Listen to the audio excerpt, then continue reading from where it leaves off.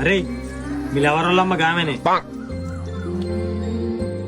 నమస్తే అమ్మా. నమస్తే నమస్తే. మంచిగున్నావా లింగవ్వా? మంచిగున్నా. లింగం నమస్తే. నమస్తే. పోయి మాట్లాడదాం పారా. మీరు ఈ ఊరు సర్పంచా? కాదు. మరి ఎంపీటీసా? కాదు. మరి మీ దగ్గర బాగా పైసలు ఉన్నాయా? లేవు. మరి ఈ ఊరోళ్ళంతా మీరు కనవడంగానే మంచిగా మాట్లాడుకుంటా నమస్తే పెడుతుర్రు, మీరేం చేస్తారు?